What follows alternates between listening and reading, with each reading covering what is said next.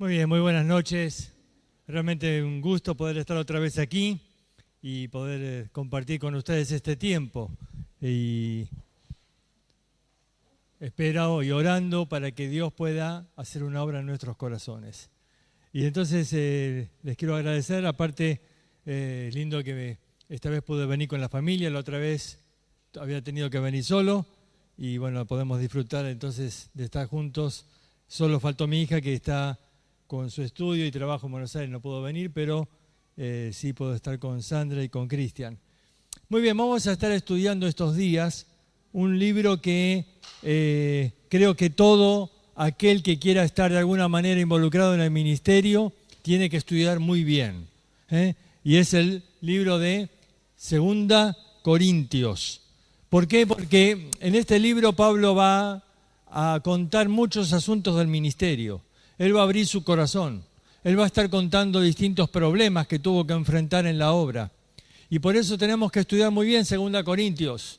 Y para estudiar 2 Corintios vamos a hacer un breve resumen. Vamos a ponerle a cada capítulo una palabra que identifica el capítulo. Y vamos a ver quién se memoriza entonces. 2 Corintios tiene 13 capítulos. Entonces vamos a ver quién se memoriza las palabras para que el último día podamos hacer acá, hacer pasar a alguien adelante y el que diga las 13 palabras como corresponde de cada capítulo va a recibir un premio que va a pagar Gustavo. Ah, no. Muy bien, vamos entonces a poner capítulo 1. En el capítulo 1 la palabra clave es consolación. Entonces, en el capítulo 1 la palabra clave es consolación. El versículo clave del capítulo, 2 Corintios 1:4, el cual nos consuela en todas nuestras tribulaciones, para que podamos también nosotros consolar a los que están en cualquier tribulación. Entonces, 10 veces en estos breves versículos va a repetir la palabra consolación. Ese es el tema del capítulo 1. Capítulo 2. La palabra clave ahí es comunión, comunión. Y vamos a leer el versículo 10 que dice, y al que vosotros perdonáis, yo también. Porque también yo lo he perdonado. Si algo lo he perdonado por vosotros, lo he hecho en presencia de Cristo. En este capítulo se nos habla de la importancia de mantener la comunión en la iglesia. Y se nos va a hablar de que hay un enemigo, ¿no? Porque el versículo siguiente a este va a decir que no ignoramos las maquinaciones del diablo, que quiere estorbar ahí en la comunión de la iglesia. Así que la palabra clave es comunión, capítulo 3. La palabra clave aquí en este capítulo 3 es la palabra capacidad. Y dice en el versículo 5, no que seamos competentes por nosotros mismos, como para pensar algo de nosotros mismos, sino que nuestra competencia, o más bien nuestra capacidad, proviene de Dios. Nuestra capacidad proviene de Dios. Capítulo 4, la palabra clave ahí es constancia. Constancia. Y dice versículo 1, por lo cual teniendo nosotros este ministerio, según la misericordia que hemos recibido, no desmayamos. No desmayamos. Y en todo el capítulo él va a hablar de la importancia de permanecer, de ser constantes, de no desmayar en la obra de Dios. Capítulo 5, la palabra clave ahí es cambio. Cambio, dice, si alguno está en Cristo, ese lo conocemos bien. Nueva criatura es. Hubo un cambio en la vida. Y aquí en este capítulo va a hablar de varias cosas que han cambiado en la vida. Va a hablar de que cambió no solamente el pasado, sino que cambió también nuestro propósito en la vida. Y vamos a hablar más adelante de ese capítulo. El 6. Capítulo 6 habla del carácter cristiano. Dice, por ejemplo, como entristecidos, mas siempre gozosos. Estamos como pobres, pero enriqueciendo a muchos. Como no teniendo nada, mas poseyéndolo todo. Ven, aquí él habla de un contraste entre la realidad, pero lo que había en el interior, el carácter. Dice, parece que para el mundo somos pobres, pero la verdad es que estamos enriqueciendo a muchos. Parece que no tenemos nada, pero lo poseemos todo. El capítulo de los contrastes también lo podríamos llamar. Capítulo 7, corrección. En este capítulo Pablo va a decir, porque la tristeza que es según Dios produce arrepentimiento para salvación, de que no hay que arrepentirse. Pero la tristeza del mundo produce muerte. Y en este capítulo va a hablar de la disciplina, de la corrección que se tuvo que hacer en la iglesia. Y en todo este capítulo, entonces, la palabra clave es corrección. Capítulo 8 y 9, acá los vamos a juntar. 8 y 9, la palabra es colaboración. Dice, pero esto digo, el que siembra escasamente, también segará escasamente. Y el que siembra generosamente, generosamente también segará. Cada uno dé como propuso en su corazón, no con tristeza ni por necesidad, porque Dios ama al dador alegre. Estos dos capítulos entonces nos van a hablar de la colaboración con la obra de Dios. En el capítulo 10, la palabra clave ahí es combate. Combate, dice, derribando argumentos y toda altivez que se levanta contra el conocimiento de Dios y llevando cautivo todo pensamiento a la obediencia de Cristo. Ustedes ven ahí la figura, el gráfico habla de una fortaleza, la fortaleza de nuestra mente. Y habla ahí de que hay que derribar los argumentos y las torres, los lugares altos que se levantan contra Dios. Habla del combate en la vida cristiana. Capítulo 11, la palabra ahí clave es compromiso. Dice, porque os celo con celo de Dios, pues os he desposado con un solo esposo para presentaros como una virgen pura a Cristo. Y la palabra desposado ahí es la que hoy en día utilizaríamos para el compromiso entre un hombre y una mujer. Y esa es la palabra en este capítulo, compromiso. En el capítulo 12, contentamiento, esa es la palabra clave. Dice, y me ha dicho, bástate mi gracia, porque mi poder se perfecciona en la debilidad. Es el capítulo que nos enseña acerca del contentamiento en la vida cristiana. Y el último, capítulo 13, la palabra es comprobación. Dice, examinaos a vosotros mismos si estáis en la fe. Probaos a vosotros mismos. Comprobación. Ahora, 12 palabras entonces, porque hubo 2 capítulos que unimos, ¿sí? 12 palabras son las que tienen que memorizar. Cada palabra va a darnos el tema del capítulo.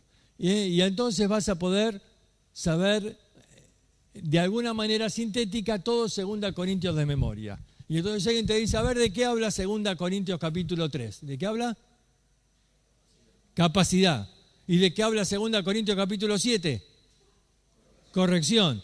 ¿Ves? Así, tiene que salir rápido. Hoy lo dejamos solamente, presentamos las palabras, damos tiempo para que lo estudien, lo memorices y luego vamos mañana a repasarlas. Mañana vamos a hacer un repaso donde vamos a sacar las palabras y vamos a dejar solo las imágenes. A ver si nos ayuda a recordar el contenido de cada capítulo. Muy bien, pero en esta noche vamos a estudiar el primer capítulo, consolación. Este va a ser el tema entonces para empezar el estudio de 2 Corintios. No vamos a poder estudiar todos los capítulos, así que he elegido unos 4 o 5 capítulos, vamos a ver lo que podemos, para estudiar juntos en estas reuniones. Entonces, 2 Corintios capítulo 1, vamos a estar leyendo algunos versículos desde el número 3. Dice, bendito sea el Dios y Padre de nuestro Señor Jesucristo, Padre de misericordias y Dios de toda consolación, el cual nos consuela en todas nuestras tribulaciones para que podamos también nosotros consolar a los que están en cualquier tribulación, por medio de la consolación con que nosotros somos consolados por Dios. Porque de la manera que abundan en nosotros las aflicciones de Cristo, así también abundan por el mismo Cristo nuestra consolación. Porque si somos atribulados es para vuestra consolación y salvación. O si somos consolados es para vuestra consolación y salvación, la cual se opera en el sufrir las mismas aflicciones que nosotros también padecemos. Hasta aquí nomás con la lectura. No cabe ninguna duda que la palabra clave acá es consolación, ¿no es cierto? es la palabra que repite constantemente en estos versículos. Ahora, el tema de la consolación, sin lugar a dudas, es uno de los temas muy importantes en el ministerio. Tenemos que entender que el ministerio va a tener un lugar muy, muy importante, esta palabra, la palabra consolación. Y vamos a ver algunas verdades que nos enseña. Dice Salmo 147, Él sana a los quebrantados de corazón y venda sus heridas.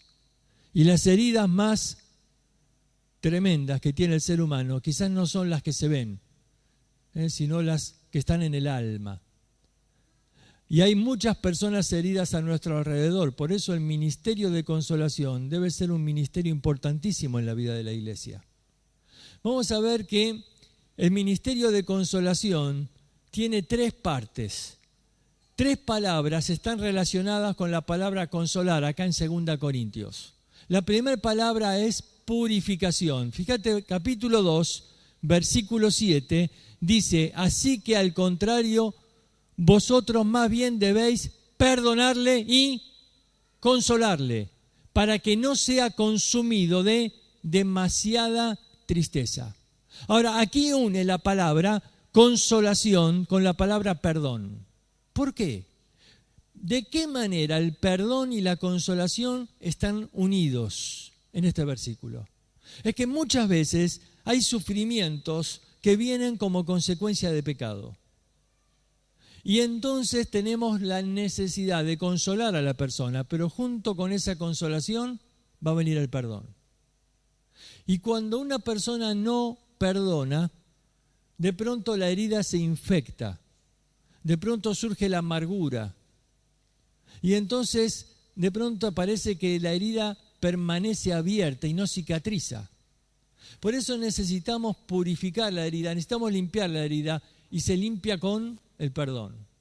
Ahora, fíjate bien porque acá es muy interesante este versículo porque él estaba hablando de una persona que tuvo que ser disciplinada y dice que la disciplina produce tristeza y que la tristeza es buena porque la tristeza produce arrepentimiento. Ahora, hay toda una progresión en la idea. Dice que la disciplina produce tristeza, la tristeza arrepentimiento. Así es cuando uno disciplina a un niño.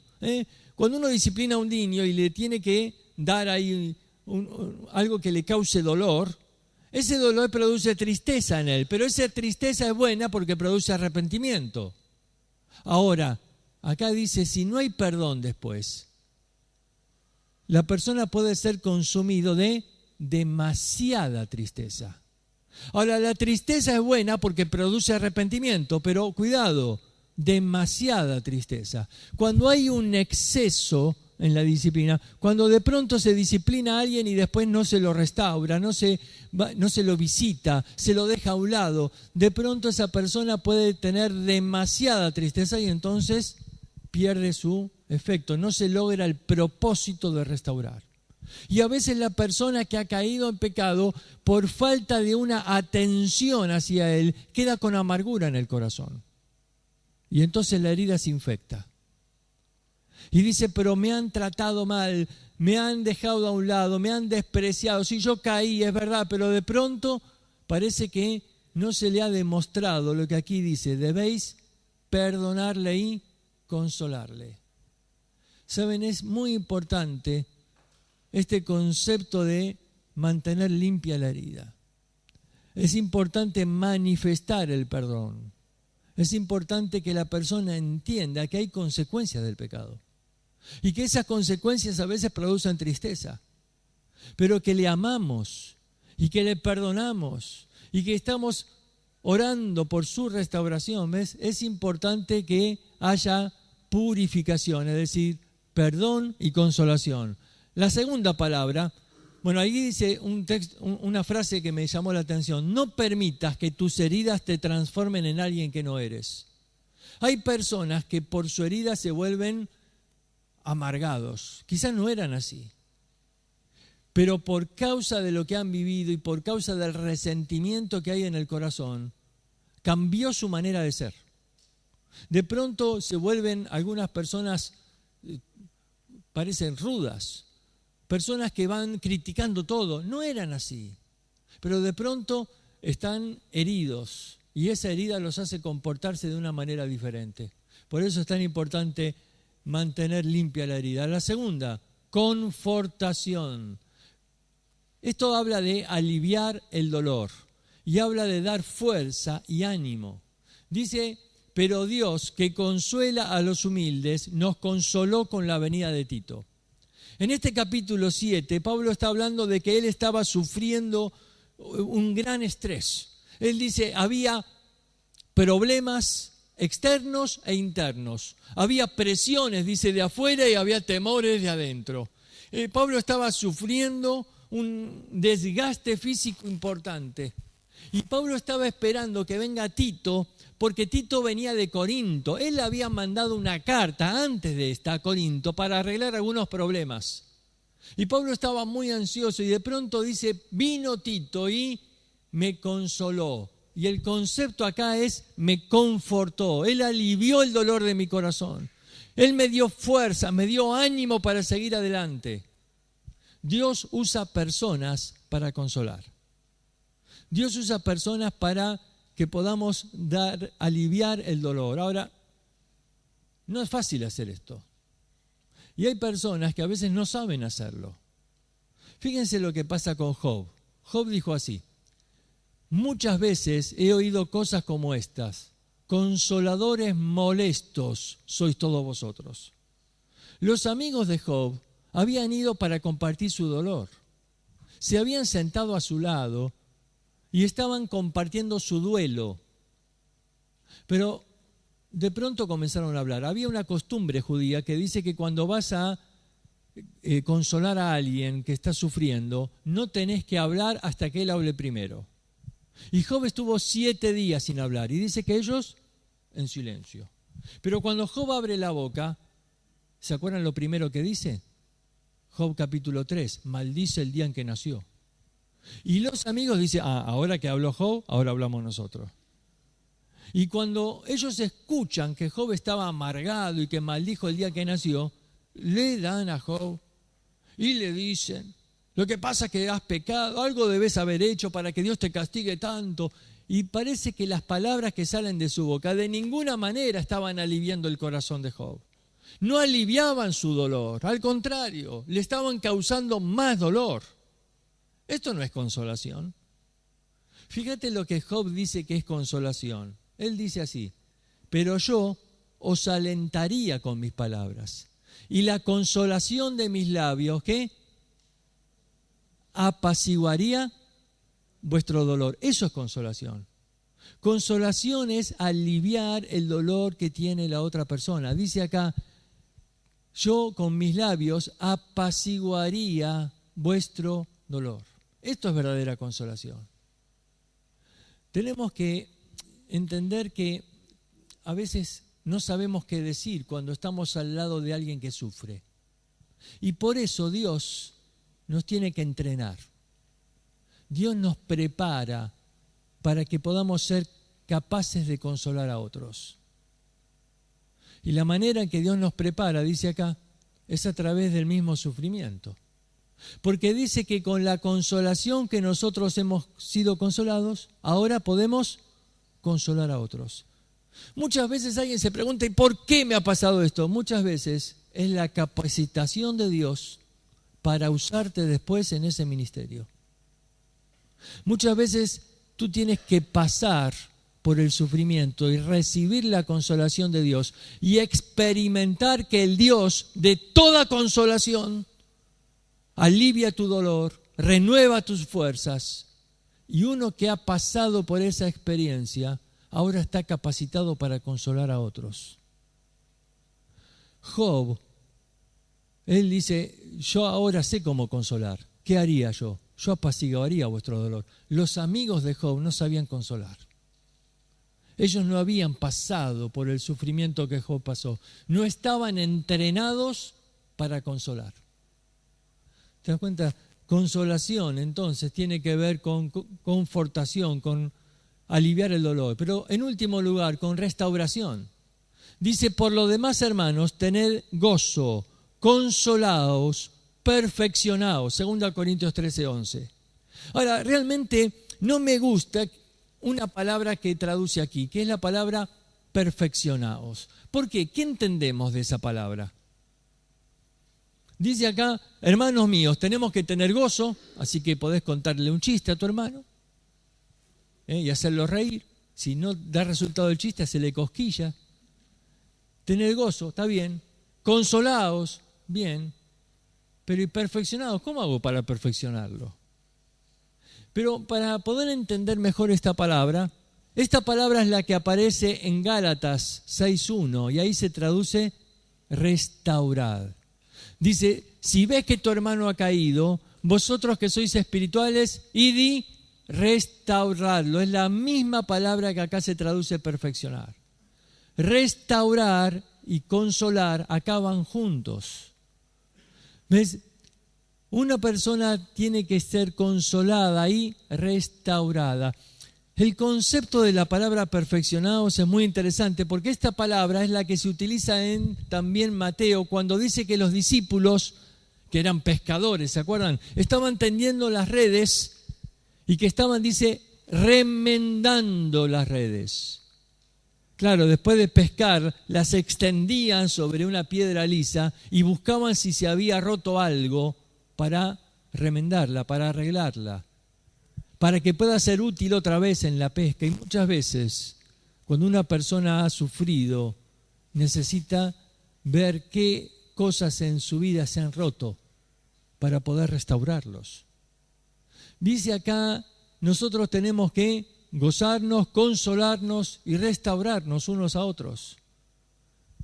Tenemos que ayudar a que esa persona que ha caído pueda ser restaurado otra vez. Esta palabra también se usaba para colocar un hueso que se había salido de su lugar. Y quizás duele cuando colocas el hueso que se salió del lugar, ¿no? Pero es necesario. Eso es restaurar al hermano, es volverlo a colocar en el lugar que tenía que tener y que por causa del pecado se ha salido del lugar. Y cuando se sale el hueso de su lugar, duele, causa dolor. Pero es necesaria la restauración. Muy bien, ahora somos consolados. Capítulo 1, volvamos ahí. Para dos propósitos importantísimos. En primer lugar, somos consolados, dice acá, para salvación. Versículo 6, otra vez. Pero si somos atribulados es para vuestra consolación y salvación. ¿Saben? Yo me preguntaba por qué razón une acá la palabra consolación con la palabra salvación. ¿Qué tiene que ver la consolación con la salvación? ¿Por qué están juntos? Y lo repite.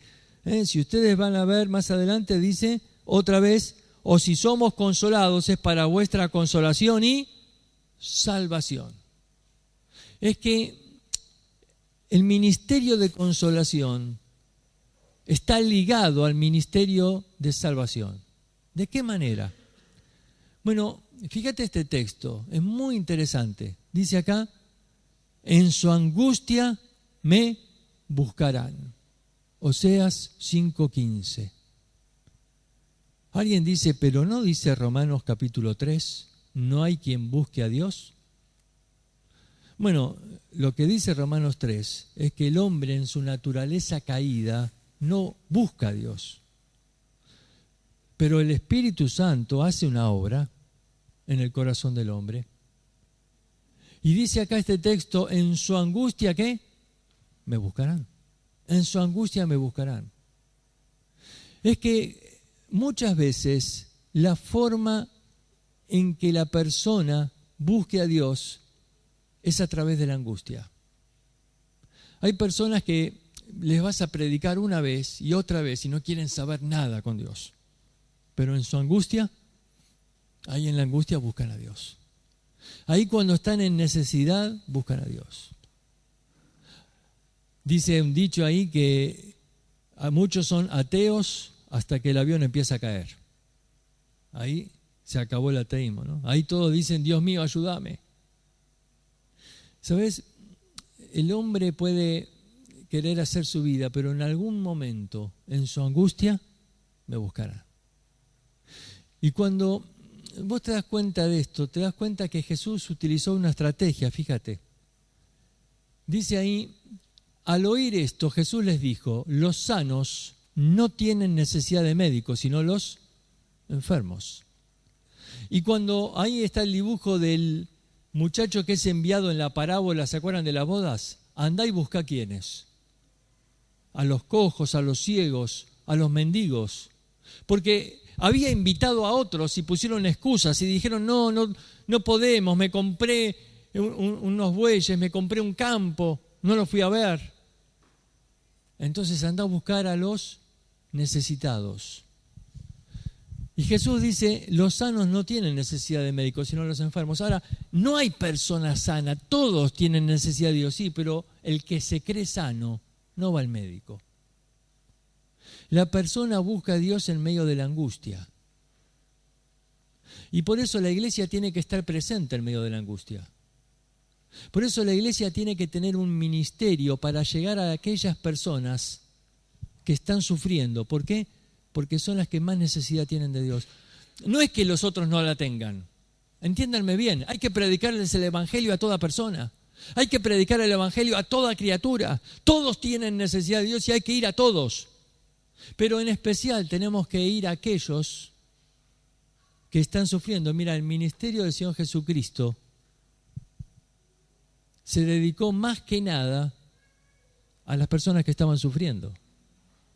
A los enfermos, endemoniados, a los pobres. Él se dedicó más a ellos que a ningún otro. ¿Por qué? Porque él decía, mira, los sanos no tienen necesidad de médico. ¿Sabes a quiénes se refería cuando dijo esto? A los fariseos. Ellos se creen sanos. Ellos no sienten necesidad de Dios. Ellos creen que con sus obras está todo bien. Ellos creen que tienen el cielo comprado. Y por eso no escuchan mis palabras. Pero los que sienten necesidad son aquellos que están sufriendo. ¿Sabes? Yo veo que, y yo sé que personas acá están teniendo un ministerio en hospitales y visitan, y está bárbaro, eso debe ser. Y creo que las iglesias en realidad deberían esforzarse mucho más por estar en aquellos lugares donde hay personas sufriendo, porque vas a encontrar ahí personas sedientas de Dios, sedientas de Dios. Me acuerdo cuando estábamos pastoreando con mi esposa una iglesia y nos llama alguien diciendo, mira, podés visitar a mi hermano, está en el hospital. A su hijito de 5 años le declararon leucemia. Y cuando fuimos a verlo, encontramos un hombre arrodillado al lado de su cama, angustiado. La esposa tirada en la cama de al lado con un dolor de estómago terrible por la tensión nerviosa.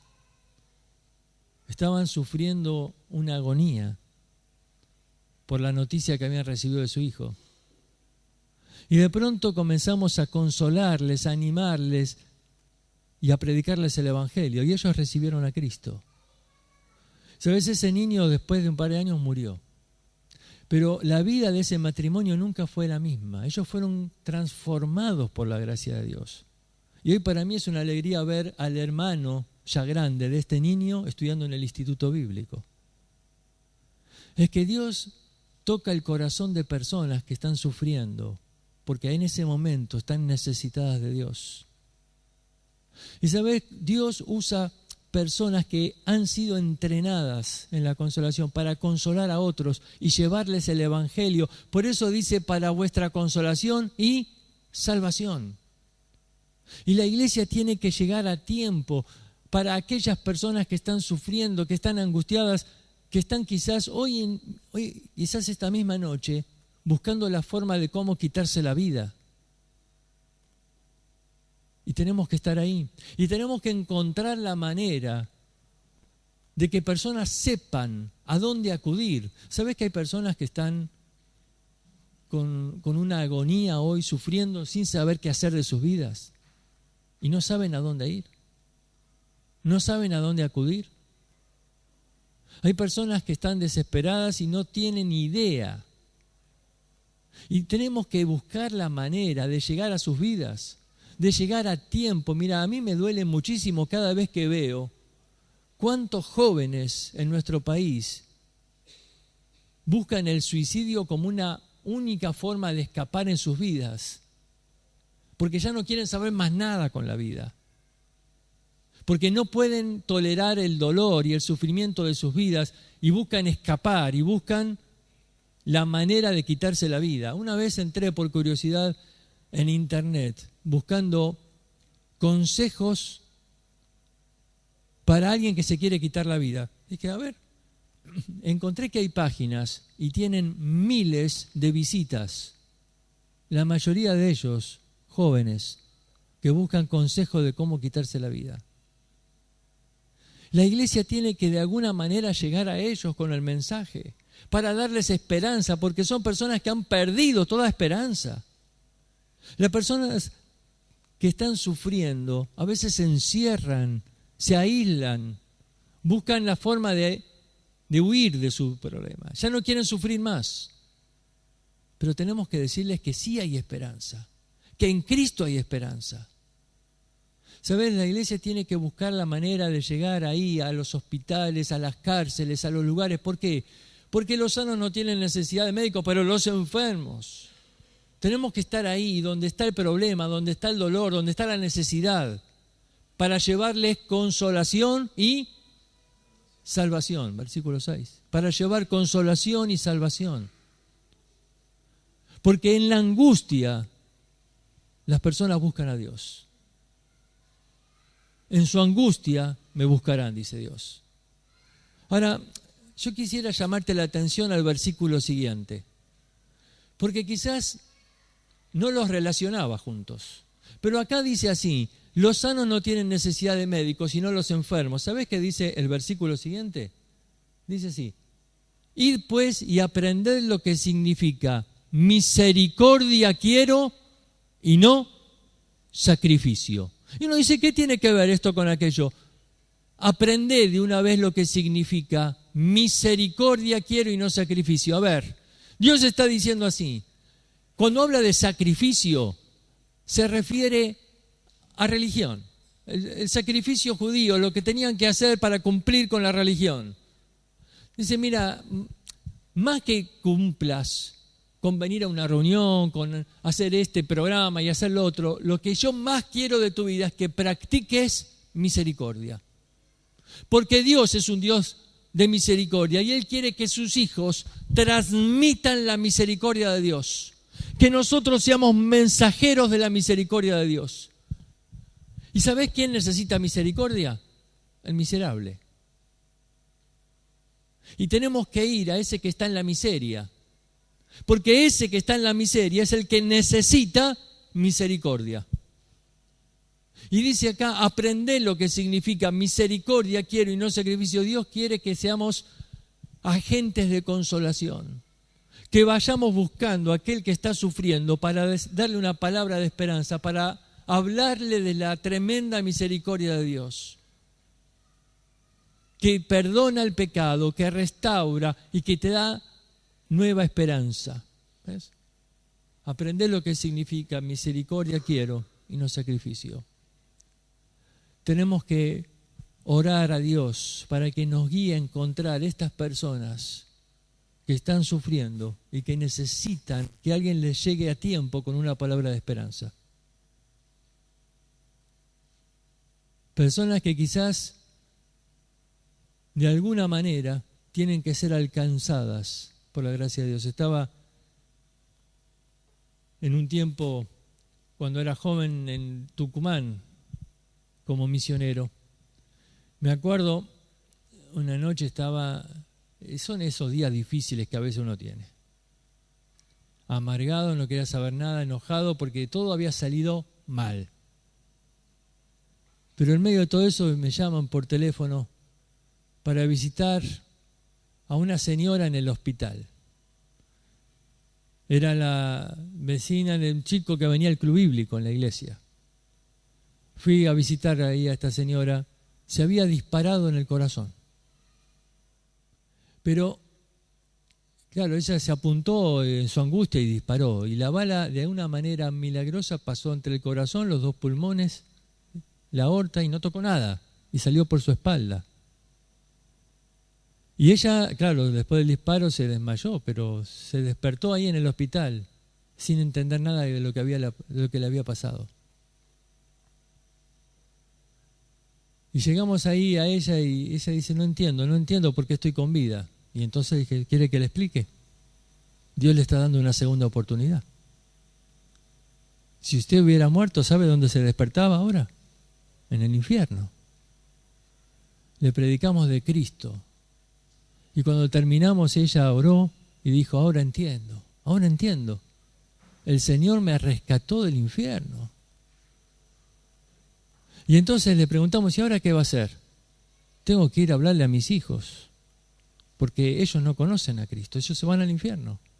Y de pronto una mujer que hacía unas horas había querido intentar quitarse la vida, ahora había encontrado un nuevo propósito para vivir.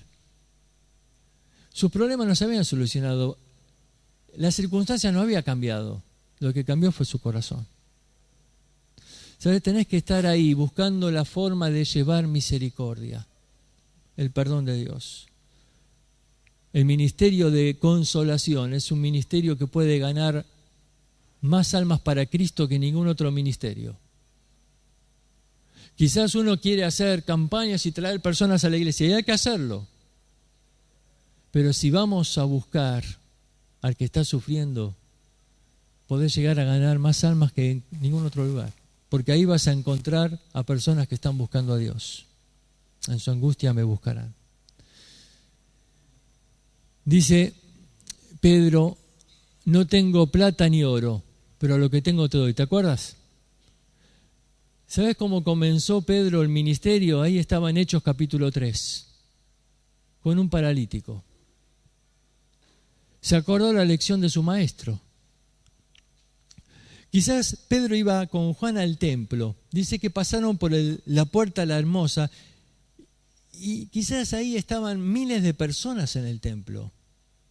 Quizás la pregunta es, ¿por dónde empiezo a hablar? ¿A quién le empiezo a hablar? ¿Por dónde empiezo a predicar?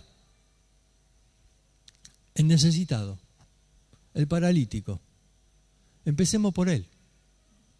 Y quizás cuando Pedro le dijo, mira, plata y oro no tengo, el paralítico debe haber dicho, esto está más seco que yo. Mejor que se vayan porque si no voy a tener que sacar de mi tachito para darle. Porque dice la Escritura que el paralítico puso sus ojos en ellos esperando recibir algo. Pero cuando Pedro sigue, pero lo que tengo te doy, yo creo que este es lo que nos falta. Porque nosotros decimos, bueno, pero nosotros no tenemos plata y oro para solucionar los problemas de la gente. No se trata de eso. Y a veces alguien dice, bueno, pero yo no tengo el don de sanidad como tenía Pedro. No se trata de eso. Si el propósito de Dios no es sanar a todos los enfermos. Ni tampoco es que no haya pobres. Jesús dijo, ¿no? A los pobres siempre tendréis con vosotros. Pero ¿y cuál es el propósito? Lo que tengo te doy. Tenemos a Cristo. Le podemos dar la salvación. ¿Sabes? Hacerlo caminar le iba a durar unos años, pero la vida eterna no se acaba jamás. Y tenemos que aprender esta verdad, que tenemos algo para dar. Lo que tengo, te doy. Tenemos algo para dar que va a cambiar la eternidad de esa persona. ¿Entiendes? Lo que tengo, te doy. ¿Sabes? No vamos para solucionar todos los problemas. No voy a cambiar su situación económica, ni su situación física, ni vamos a estar ahí tocando con una varita mágica para que de pronto se sane y ya no tenga problemas. No es eso. Pero tenemos algo más grande que eso. Tenemos a Cristo. Podemos darle la eternidad. Podemos hacer que cambie su corazón para siempre. Lo que tengo te doy. Muy bien, tenemos que ir rápido, se me fue el tiempo ya a la segunda. Somos consolados para salvación y somos consolados para consolar a otros. Somos consolados como un entrenamiento de Dios para capacitarnos para consolar a otros. Somos consolados por Dios. Ahora, uno dice, para ser consolado, tengo que estar pasándola mal. Bueno, somos consolados por Dios como una forma de entrenamiento para consolar a otros. ¿Saben? Dios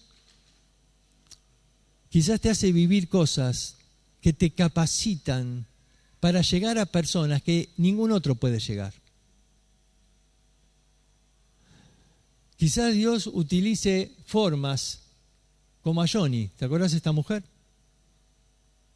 Ella, cuando quedó cuadripléjica a los 17 años, no quería vivir más, estaba angustiada, quería morirse. Ella tuvo que experimentar la consolación de Dios. Ella tuvo que experimentar la gracia de Dios en su vida que transformó su interior.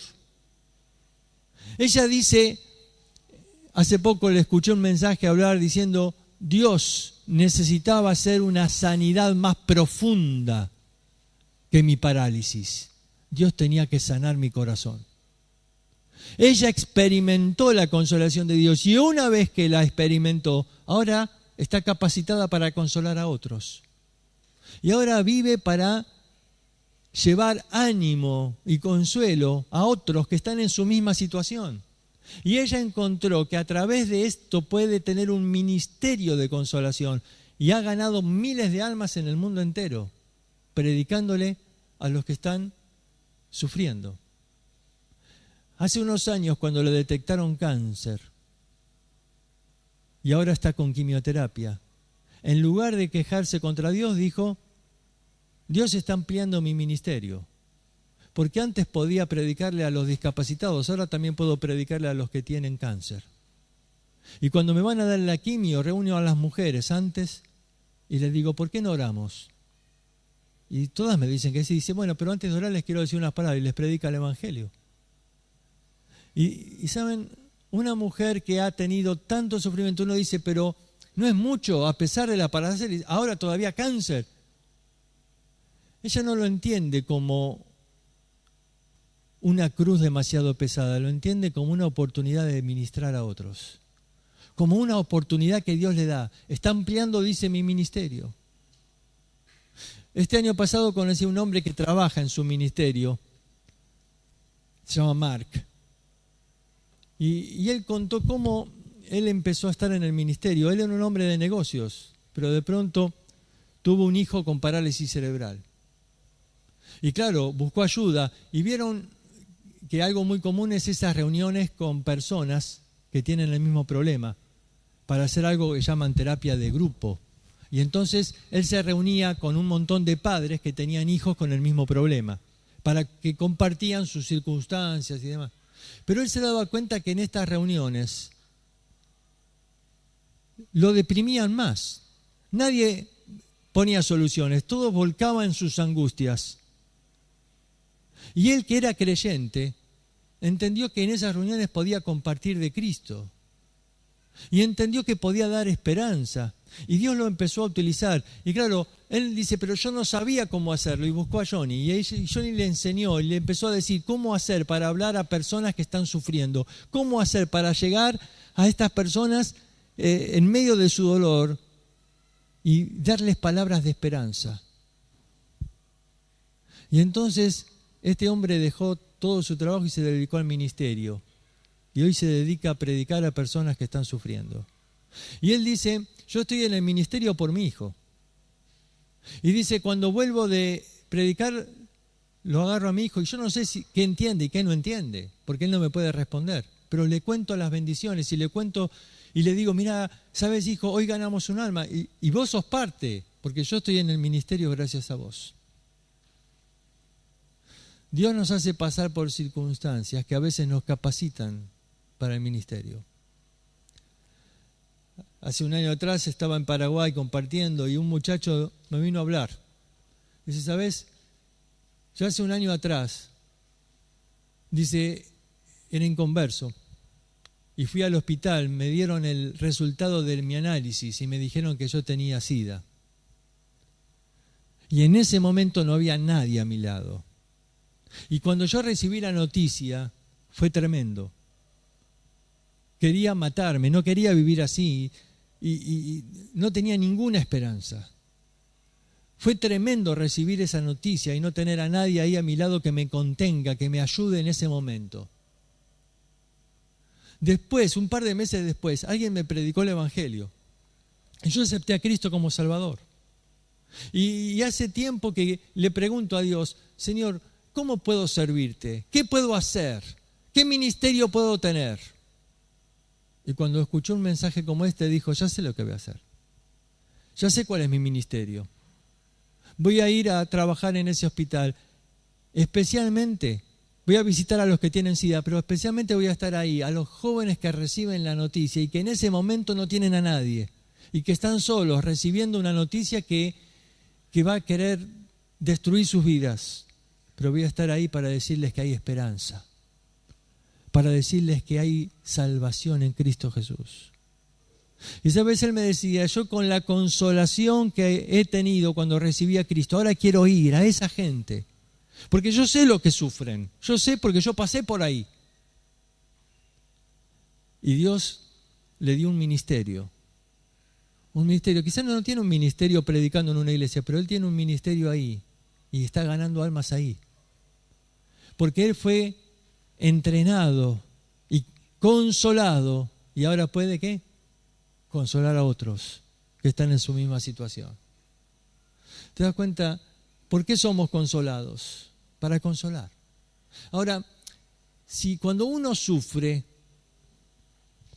no supera esto y se queda con amargura y enojado contra Dios, mientras uno esté con una actitud de decir, pero Dios, ¿pero por qué? ¿Por qué estoy acá en esta silla? Entonces, no es útil a Dios. Por eso es importante entender este concepto. Mira, tu herida curada es tu plataforma para ayudar a otros. Tu herida curada es tu plataforma para ayudar a otros. Si tu herida está infectada, si estás enojado con Dios, si estás diciendo, pero Dios, ¿por qué? Dios no te puede ayudar, no te puede usar para ayudar a otros. Por último, yo quisiera compartirles este versículo de Hebreos 2:18. Pues en cuanto él mismo padeció siendo probado, es poderoso para socorrer a los que sufren. Así dice la versión de las Américas, en la nuestra dice, para socorrer a los que son tentados. Dice, porque él mismo padeció siendo probado, es poderoso para socorrer a los que sufren. Mira, Cristo ahí en la cruz nos mostró que puede entender cualquier cosa que te toque pasar. Él dice, mira, a ti te desprecian, a mí me han despreciado. ¿Se burlan de ti? Se burlaron de mí. Yo sé lo que es pasar por el dolor, por la enfermedad. Y dice que Cristo puede mostrar simpatía. Ese es el concepto cuando dice que Él se compadece. Él es simpático porque Él ha vivido las mismas circunstancias, las mismas cosas. Y Dios te puede usar en un ministerio de consolación. Y ese ministerio de consolación puede ayudar a hermanos que están sufriendo. Y puede ser un ministerio de salvación para otros que no conocen a Cristo. Pero primero tenés que tener un corazón que ha sanado sus heridas. Si todavía hay algo de enojo con Dios, si todavía hay cosas en tu pasado que uno dice, no, pero todavía me duele, ¿por qué tuve que pasar esto? Mientras la herida todavía no cicatrizó, no puedes ayudar a otros. Por eso tienes que dejar que Dios primero te sane. Tienes que dejar que ese Cristo que te entiende y te comprende pueda sanar tu herida, para que una vez que tu herida esté sanada, pueda ser una plataforma para sanar también a otros. Vamos a orar.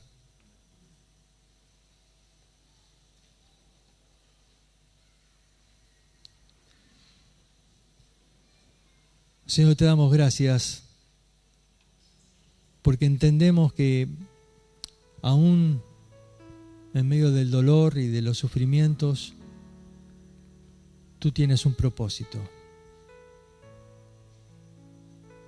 Y Señor, queremos pedirte que tú obres para que en esta iglesia haya muchos que puedan estar dispuestos a tener un ministerio de consolación.